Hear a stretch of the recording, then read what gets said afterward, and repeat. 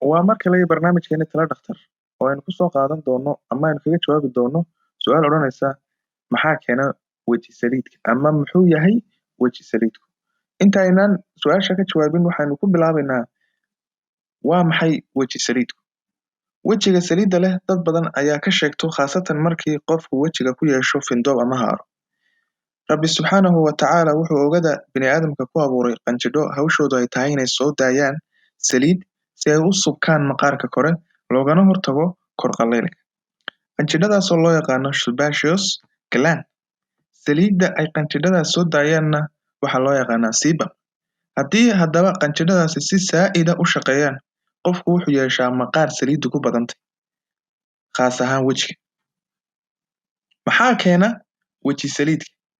Waxyaabaha u waaweyn ama factorieska u waaweyn ee loo tiiriyay inay keenaan weji saliidka waxaa ugu horreeya dhaxalka. Dadka ugu badani waxay arrintan ugu dhacdaa dhaxal ahaan, kuwaasoo ku dhasho qanjidh saliid firfircoon soo daynaya.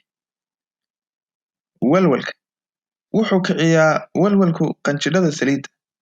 Isbeddellada hormoonku waxay keentaa in saliid soo saarista qanjidhadu ay badato ama wejiga ay ka soo yaacaan finan, waxaana xaaladdan la dareemaa xilliga caadada kadibna way baaba'daa. Safarka qofka gala safarada badan una kala goosho waddamo kala duwan, cimiladoodu waxay keentaa in maqaarkiisu uu saliidda uu ku bato. Daawooyinka qaar, siiba kuwa la isku qurxiyo, waxay keenaan weji saliid. Daawada looga hortago uurka oo loo yaqaano oo noocyo kala duwan ah oo loo yaqaano contraceptive pillsku iyaguna waxay keenaan weji saliid. Nafaqa darrida iyo hawada sumaysan ama magaalooyinka ay warshaduhu ku badan yihiin, dadka ku nooli waxay u bataan dad maqaarkoodu saliid badan soo daayo. Maxay dhibaato ah oo ay keeni kartaa weji saliidku? Dhibaatada ugu badan waa in wejigu yeesho nabarro ama haaro kuwaasoo si dhaqso ah u faafi kara. Sidee looga hortagi karaa weji saliidka ama lagu yareeyo? Waxaa jira afkaar qalad ah oo dadka qaar ay kula tacaalaan xaaladdan. Waxaa ka mid ah dhiqista badan ee wejiga. Tani waa qaladka ugu horreeya ee lagu dhaco. Dadku waxay aaminsan yihiin hadduu qofku wejiga dhaqo in badan in saliiddu ay yaraanayso. Waa cagsi. Saliiddu way sii badanaysaa.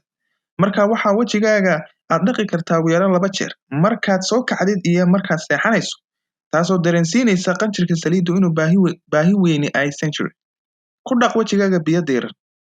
Iyaduna waa qaladka labaad, waa in wejigaaga aad ku dhaqdaa ama ku dhaqidda wejiga aad ku dhaqayso biyo kulul ama qabow. Labadooduba wejiga ayay qallajinayaan. Hadduu qallayl yimaadana saliiddu waa imaanaysa. Haddii aad wejigaaga saliid ka dareento, ku tirtir maro khafiif ah oo jilicsan oo wejigaaga aan dhaawacayn, aadna u qallajinayn. Cabitaanka badso. Cabitaanka badan waxa uu jidhka ka ilaaliyaa qallaylka, waxaanu hoos u dhigaa shaqada qanjidhada saliidda soo saaro. Ogow haddii biyo cabitaankaagu uu yar yahay, saliiddu waa ay jiraysaa. Yaree sonkorta, cusbada, dufanka iyo cunnada shiilan. Kullama cuntada aad cunaysaa ay caafimaad leedahay, kullama shaqada jidhkaagu dabiici yahay. Ka fogow sidoo kale inaad isticmaasho waxyaabo ay ku jiraan saliid ama dufan oo wejiga la marsado. Ka fogow sigaar cabista. Sigaarku wuxuu cidhiidhiyaa oo uu isku keenaa oo uu yareeyaa xididdada dhiigga siiya maqaarka. Tanina waxay keeni kartaa kor qallayl iyo saliid badan. Waxaa jira waxyaabo badan oo dabiici ah oo dadka qaar sheegaan inay wax isaga garteen, sida wejiga oo lagu tirtiro ama la mariyo khalka ama dheecaanka tufaaxa, malabka, kaarootada iyo waxyaabo kale oo badan.